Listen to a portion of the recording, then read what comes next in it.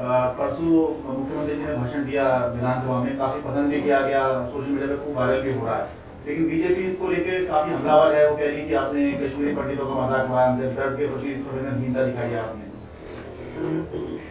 देखो, पिछले 20-25 साल में जब से कश्मीरी पंडितों का पलायन हुआ, तब से केंद्र में 13 साल बीजेपी की सरकार रही।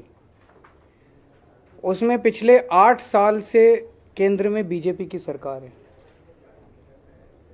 इस दौरान एक भी परिवार, कश्मीरी पंडितों का एक भी सिंगल परिवार,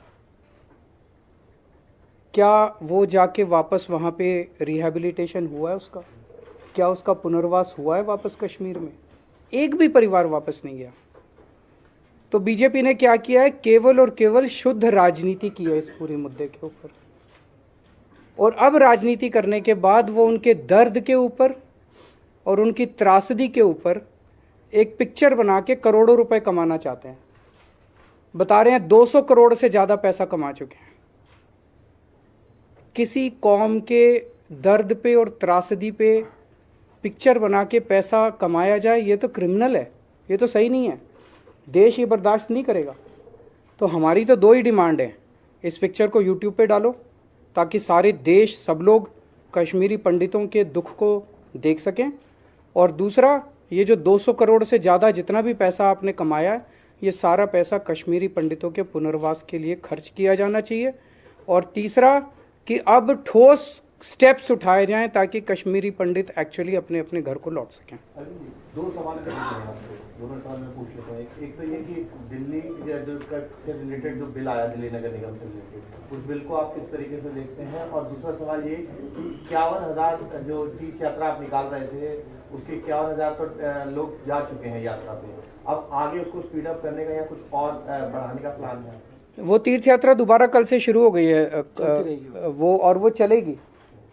उसमें बजट की कमी नहीं होने देंगे। जब जब ट्रेन जैसे जैसे मिलेगी, जितने ज़्यादा से ज़्यादा तीर्थयात्रियों को हम भेज सकेंगे, हम भेजेंगे। मैं खुद जब वो लौट के आते हैं उनसे मैं मिलता हूँ, जो खुशी उनके चेहरे पे होती है तीर्थ यात्रा करने के बाद, वो इतनी इन्फेक्शस होती है। आप मिलिए उनसे, बहुत अच्छा लगता है उन लोगों से। तो हम उसमें ज़्यादा से ज़्यादा लोगों को तीर्थ यात्रा कराएंगे। एमसीडी का जो बिल है वो केवल और केवल चुनाव स्थगित करने के लिए लाया गया। मतलब उस पूरे बिल के अंदर मोटे मोटे तौर पे देखें तो 2 ही बातें हैं। एक बात तो ये कि 272 से घटा के 250 वार्ड कर दिए। इससे क्या फ़ायदा हुआ भाई? पहले 272 वार्ड थे, अब 250 वार्ड कर दिए। तो कोई लॉजिक नहीं, कुछ नहीं। क्यों किया, किस लिए किया?